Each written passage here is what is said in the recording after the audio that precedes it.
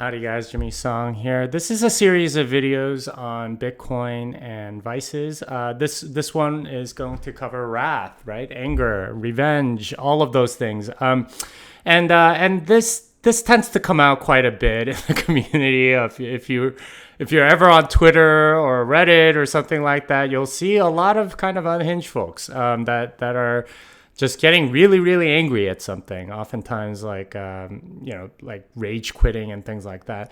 Now, wrath, anger, that sort of thing tends to happen when people don't get their way. And Bitcoin being sort of a decentralized thing that it is, being decentralized, it means that oftentimes you're not going to get your way. And what happens then is that people get really, really angry. And oftentimes they rage quit or they go off on their own and things like that. And the most clear one was Mike Hearn when he rage quit a few years ago.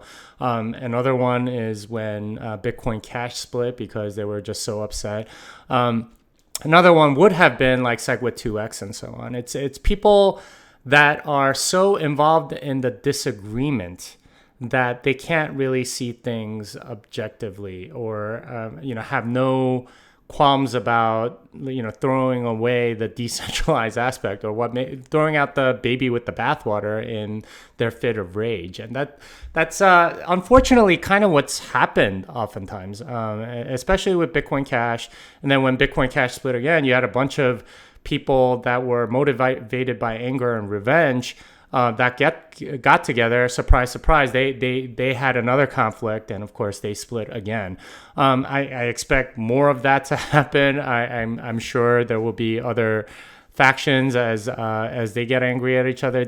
And this is one of the reasons why there's more optimism about some of the soft forks that are coming, is because of a lot of that vice has left, right? Like a lot of the quote unquote troublemakers, the people that are that do get angry easily, that do rage quit very fast, they're kind of out of the community, right? And this is sort of the thing that you have to consider as a person is do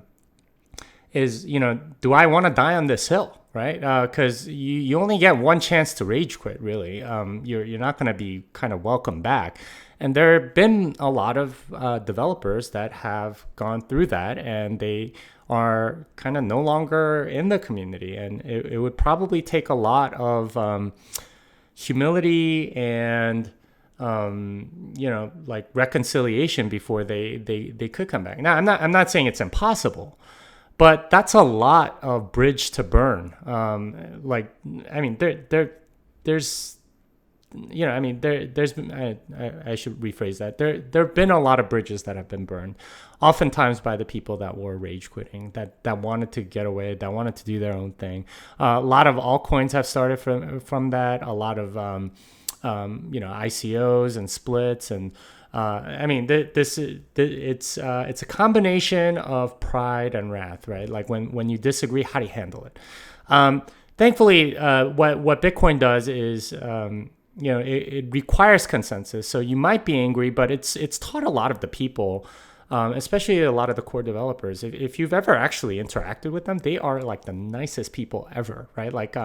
And they will bend over backwards oftentimes for newbies that are like contributing code or whatever, in order to welcome them into the community and get them to really be a part of the community. And even if they disagree, they'll do it respectfully, because they've had like 7-8 years of experience, like having disagreements and people trying to take over and things like that. They get angry when they need to, when it's justified, but they don't. They're for the most part, people aren't angry like sort of childishly because they didn't get their way, and they don't take their ball and go home, right? And it's not really their ball to begin with anyway. And you're going to have to go and make a new ball or whatever.